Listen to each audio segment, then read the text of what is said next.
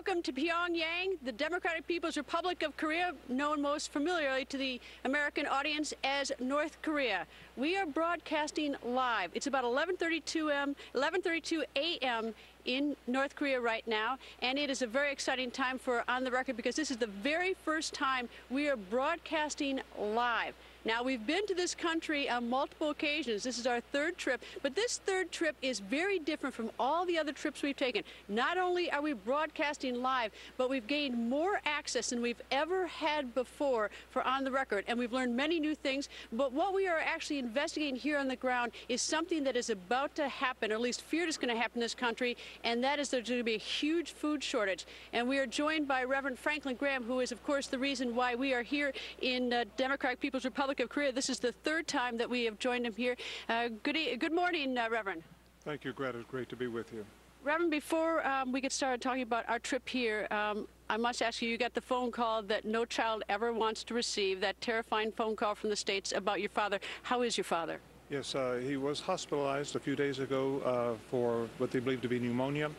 He is in the hospital, Greta, and I'm pleased to say that he's doing well tonight. And so you're monitoring it very closely in a very sort of difficult way to communicate. We've been able to call several times a day, but just called just a few minutes ago, and so everything's fine on the home front. So, and you know, people even here in this country have heard about it and have expressed their concern, and I know many people at home are praying, and so we're grateful for their prayers. But it's so horribly so far away from home when you get that phone call. All right, turning the corner. Why are you here now?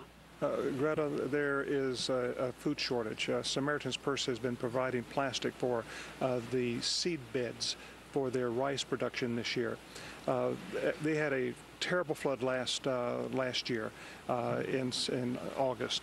Samaritan's Purse provided an aircraft that came, 747 with emergency shelter equipment on it. We provided that, but they lost their entire rice crop. Then they planted their winter barley and wheat, which is supposed to be harvested at about right now. Extremely cold winter last winter. That was destroyed. And so now they're planting their rice crop again, but it's going to be not till late in September, October before that rice crop comes in. They're running out of food starting next month, and that's what's the crisis. It's going to be about 6 million people that are going to be affected with this food shortage. They've asked the United States government for 335,000 metric tons of food. All of the requirements have been met, but yet the United States government has not made a decision. It takes 3 months. By the time that decision is made till the food gets here, they start running out of food next month. And of course, we had an opportunity to drive.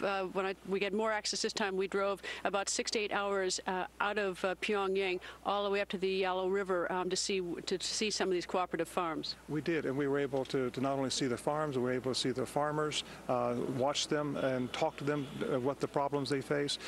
Greta, it is a crisis. Now, famine it moves slowly. You don't see it immediately. But yet right now, the calorie intake, you need about 2,000 calories, 1,800 calories, just to maintain your muscle and your body weight.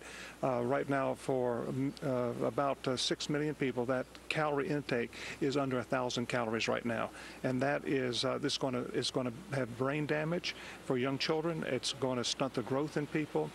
We have to get the food. And of course, this involves the people here in this country, not the government, and the United States is making a decision whether or not to send food.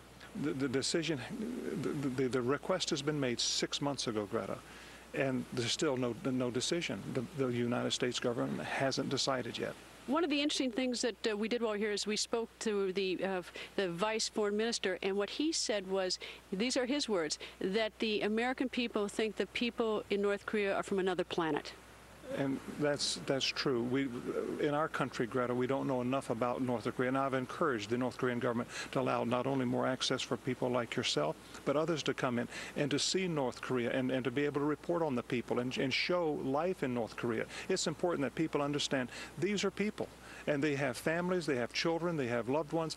They want their children to go to school. They want them to have an education. They want them to have a good job. They want to have peace. But yet we know so little about them, and as a result of that, in America, we seem to be afraid because we see this as like a hermit country because we don't know much about it.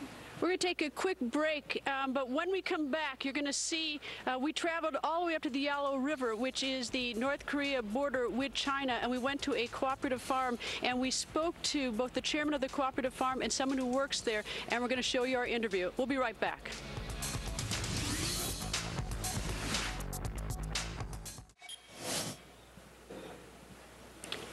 Welcome back to our live broadcast from DPRK, and I think it's worth noting that this is the first time that On the Record has broadcast live from North Korea, although this is our third trip.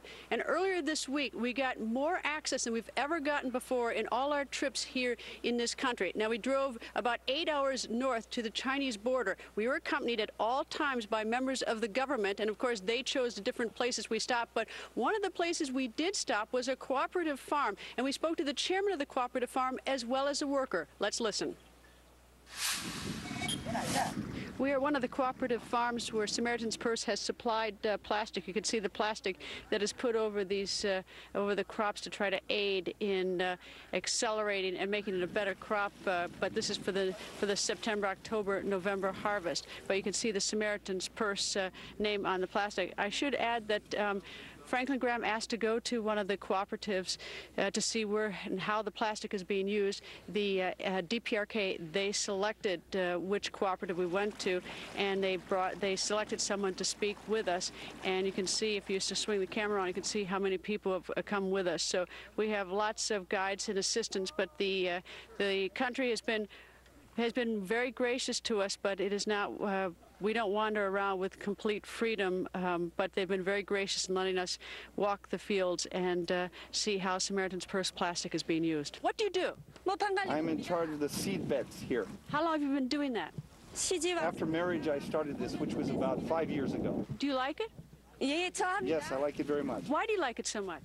If I do my job and do it well, then our country will become prosperous and strong, and therefore we will develop. I understand that you're going to have a bad June because the weather's been bad. You've had floods, and so there's not going to be a lot of crops this June. Out of the horizon, you can see where we planted a lot of winter crop, and most of it died. Is she worried about the problem with the weather and the crops this year? Because the potatoes, the barley, and the wheat, most of it has died. We are going to go through some difficult times. What are you going to do? Well, upholding the agricultural policy of the government, actually, they are now trying to recover the quality of the soil so that they can increase the yield. And also that they are going to overcome by helping each other, so that the neighbors, they can help each other, and also that they are trying to have a better harvest with the main crop. I don't think it can be underestimated how serious the situation it is in this country of about 26 million people.